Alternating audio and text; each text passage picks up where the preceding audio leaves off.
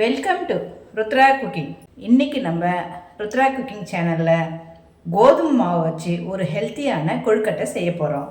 அது எப்படி செய்யறதுன்னு நம்ம வீடியோக்குள்ளே போகிறதுக்கு முன்னாடி நம்ம சேனலை மறக்காமல் சப்ஸ்கிரைப் பண்ணிக்கோங்க. சமையல் பண்ணுங்கள். ரொம்ப ரொம்ப சந்தோஷமாக இருங்க.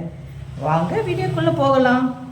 ஹெல்த்தியான கோதுமை மாவு கொழுக்கட்டை செய்யறதுக்கு 1 கப்பு கோதுமை மாவு, 3/4 கப்பு வெல்லம், சின்ன சின்னதாக கட் பண்ண தேங்காய் துருவல், கொஞ்சம் ஏலக்காய்.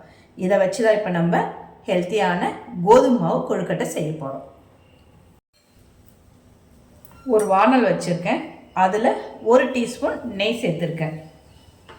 அதில் இந்த சின்ன சின்னதாக கட் பண்ண தேங்காயை போட்டு நம்ம வறுத்துக்கலாம். பொன்னிறமாக நம்ம அதை வறுத்து எடுத்துக்கணும். லோ ஃப்ளேமில் வச்சுக்கோங்க. வச்சுக்கிட்டு இதை லைட்டாக நம்ம வறுத்து எடுத்துக்கலாம்.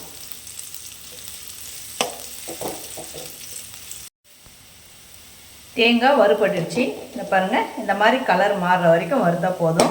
இதை நம்ம ஒரு பவுலில் எடுத்து வச்சுக்கலாம். தேங்காவை மட்டும் அதுலேருந்து எடுத்துட்டேன். அதில் நெய் கொஞ்சம் இருக்குது. அதிலே நம்ம இந்த கோதுமை மாவை சேர்த்து வறுத்துக்கலாம்.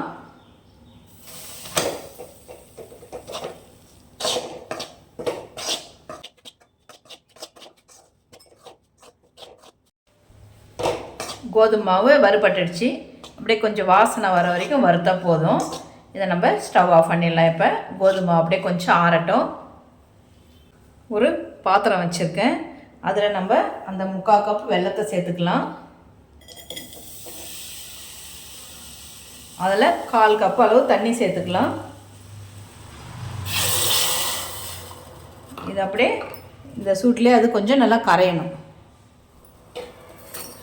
வெல்லம் கரைஞ்சிடுச்சு. இந்த ஸ்டேஜில் இதை நம்ம இறக்கி வச்சிடணும்.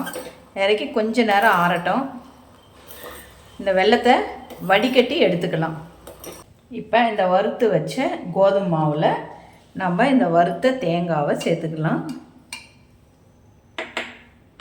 துருவின தேங்காவையும் இதில் சேர்த்துக்கலாம்.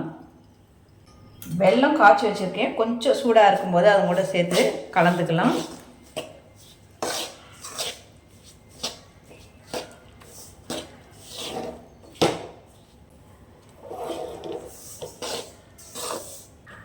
இந்த ஏலக்காய் தூள் எடுத்து வச்சுருக்கேன். அதையும் இது கூட நம்ம சேர்த்துக்கலாம். சேர்த்து இதை அப்படியே நல்லா கலந்து விட்டுக்கணும்.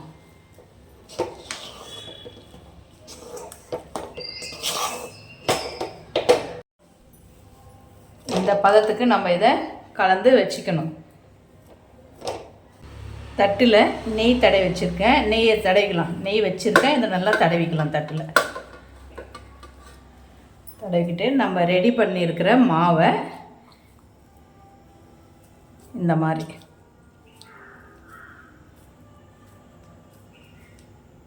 மாதிரி பிடிச்ச மாதிரி பண்ணி இதில் வைக்கணும். கொழுக்கட்டை இது வந்து ஹெல்த்தியான கோதுமை மாவு கொழுக்கட்டை.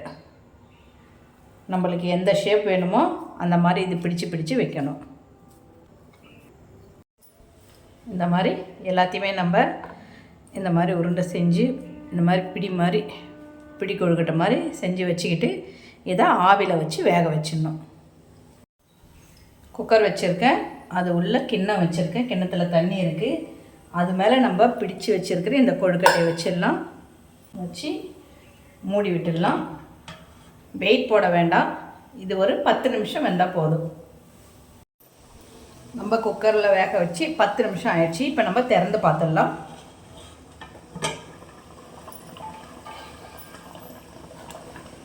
சூப்பராக வெந்திருக்குங்க. அருமையான ஹெல்த்தியான டேஸ்டான கோதுமை மாவில் பிடி கொழுக்கட்டை ரெடி ஆகிடுச்சு. நீங்களும் இதை வீட்டில் ட்ரை பண்ணி பாருங்கள். மறக்காமல் நம்ம சேனலை சப்ஸ்கிரைப் பண்ணிக்கோங்க. சமையல் பண்ணுங்கள். ரொம்ப ரொம்ப சந்தோஷமாக இருங்க. உங்கள் ஃபேமிலி அண்டு ஃப்ரெண்ட்ஸுக்கு ஷேர் பண்ணுங்கள். நன்றி, வணக்கம்.